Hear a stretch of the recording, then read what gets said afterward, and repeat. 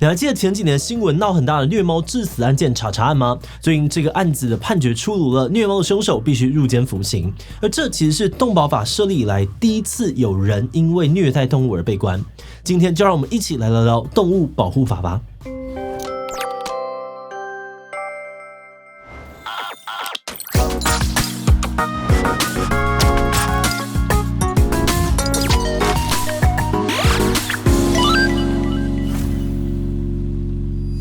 Hello， 大家好，我是志奇。你有养宠物吗？根据研究，人类养狗已经有上万年的历史。不过，早期人类多半是把动物当作食物或工具，养鸡啊、鸭、牛、羊是为了吃它，而养狗是为了让它看家、牧羊、打猎。所以在早期的法律里面呢，动物就像是锄头、锅炉一样，被视为人类的财产来保障，而不是独立的生命。所以，如果杀死别人的动物，通常只需要民事赔偿。就算有刑罚最多也只是毁损罪，猎杀野生动物更是没有人管。后来随着经济跟文化的发展，尊重生命的观念开始普及，有不少人也开始把毛小孩当成同伴，使得动物的保护渐渐的受到重视。所以查查案发生的时候，社会群情激愤，很多人都觉得凶手犯行恶劣，应该要严惩。但同时呢，也有人嘲讽这些觉得要严惩的人都是两套标准，因为其他不可爱的动物被虐待时，就没有看到大家这么的生气。所谓的动保法根本就只保护可爱的动物，就连不少专家学者认为，目前的动保法确实有不少问题。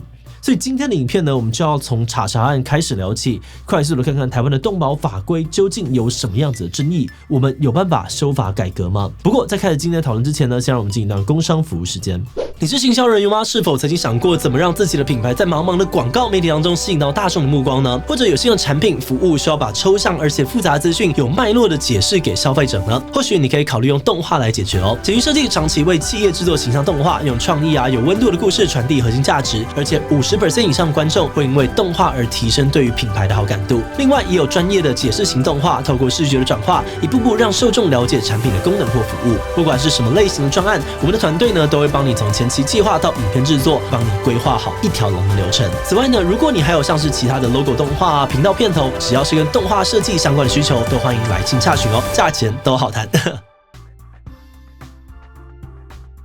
2021年8月，新北市芦洲有一对情侣吵架之后，女生愤而离家，男友为了逼她回来，竟然把主意呢打到了两个人一起养的猫咪查查身上。凶手先是把查查关进笼子里面，再用滚烫的热水浇到查查身上，并全程录影传给女友，威胁她回来救猫。那虽然警察跟动保人士紧急介入处理，但查查被送医之后，全身已经有大面积的烧烫伤，无法进食，眼睛还失明。在抢救了11天之后，因为败血症而死亡。当时这个案子引发了很大的轰动，许多网友也发起联署，希望加重虐待动物的刑责。今年10月，凶手被判有期徒刑7个月，必须入狱，不得一颗罚金，还要再另外缴交25万元的罚金。这个案例成为了台湾司法史上第一个因为虐待宠物要坐牢的案子。乍看之下，这个判决似乎大快人心，但在这2年多的讨论过程当中，各方对于动保法有很多不同的意见。那在开始讨论这些争议之前，我们要先来简单的看看目前的动保法是怎么规定的。目前台湾跟动物保护相关的法规主要是动物保护法和野生动物保育法，它们最大的差别是呢，前者主要是保护由人类饲养或管理的脊椎动物，其他则是属于野生动物的范围。那因为时间有限，我们今天主要会讨论动物保护法的部分。概念上来说呢，这个法规除了要求人类不能任意伤害动物，不能用动物来赌博之外，也要求饲主必须要维持良好的生活环境。如果动物生病了，饲主有义务带它们去看兽医。而目前动保法把动物分成宠物、经济动物、实验动物、展演动物等等，针对不同种类的动物呢，有不同程度的保护。保护程度最高的就是提供陪伴功能的宠物，不只要登记造册，对于繁殖与贩售宠物的业者也受营业许可及定期查核等等的规定。经济动物则是只为了取得皮毛乳汁、肉品或用来提供劳役的动物，它们跟实验动物，也就是实验室里面常见的白老鼠一样，属于例外可以宰杀的动物。至于展演动物，则是指像动物园那种专门养来给民众观赏的动物，动保法也有相应的规定。那如果有人违反这些规定，动保法都有设立相关的处罚。查查案里面的黎先生就是因为虐杀猫咪而被依动保法判刑。目前看起来动保法的规定好像还蛮完善的哦，那为什么会有人批评呢？这边最被人诟病的问题就是它对于动物的定义太狭窄，连带引发了差别待遇的问题。首先，有人认为法规把动物以是不是人养的来区分，就是一种歧视。因为在野保法里面呢，除了保育类动物之外，其他野生动物的权益保障其实很有限。比如说，有人在家里的院子虐待野生小鸟，有可能并不会被处罚，但如果虐待的小鸟是自己养的，处罚可能就会比较重。那即便都是人类饲养的动物，动保法呢也只保障脊椎动物。之前有夹娃娃机的业者在机器里面放很多活龙虾给人钓，很多人觉得太残忍，但因为龙虾是无脊椎动物，因此无法可管。所以有些学者就批评这样的法律规范根本就是在把没人养的或者是非脊椎动物当成国家级边缘动物。另外，动保法呢还被批评是大小眼，因为条文内容对于宠物保护很周延，定有专门的章节，但对于经济动物或者实验动物的保障就很少，甚至同样是宠物的规定也有很多的不公平。举例来说，动保法呢特别禁止食用猫跟狗，但其他常见宠物，包含像兔子鸟类、鱼类等等都没有明文规定。所以有动保人士就批评动保法根本就是可爱动物保护法，超级偏心。而最后，对于动保法的实际运作，也有人质疑，虽然现在已经有不少法则的规定，但要件设计太严格，导致真的被处罚的人少之又少。根据统计，2018年到2020年之间呢，通报虐待动物的案件总共有6462件，但是最后有依法判刑或者是罚钱的只有161件，换算起来只有 2.5%。不过，针对这些质疑，也有人提出不同的看法。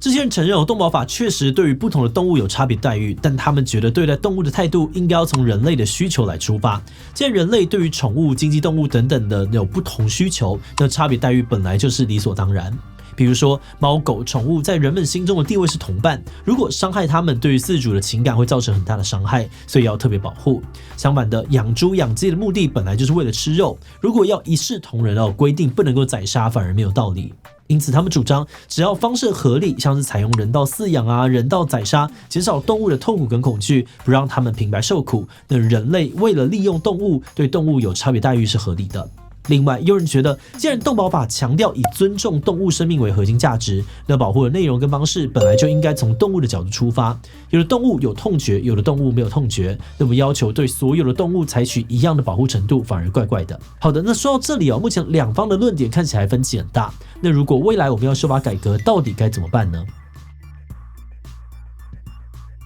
其实早在2019年，农委会就出版了动物福利白皮书，洋洋洒洒的提出了改革的构想。而今年4月，也正式提出了堪称史上最大改版的动保法修正草案。首先，在宠物产业源头管理的部分，草案修正了关于繁殖买卖的相关规定，也强化了饲主的责任，尤其是明定弃养的要件，饲主必须要负担弃养后收容动物的费用。再来，草案也明令禁止不可以再把动物拿来娱乐或营业，希望加强动物管理，减少虐待的情形发生。而最后，草案还授予了动保检察员紧急权限，让他们可以在紧急情况之下，可以强行进入住家拯救动物。总结来说，草案的设计是在不改变既有架构的情况之下，强化整体动物的福利。不过，在我们这支影片截稿之前，这个草案其实还没有通过，所以它之后会不会又有其他的改变，目前还不得而知。那对于这一次修法的内容动保人士的评价，大部分呢也都还算肯定。但也有不少专家认为，这样子的修改幅度太小了。如果没有根本性的去修改动物的定义，像是夜市的捞金鱼或者活体海鲜夹娃娃机的情况，还是没有办法纳管。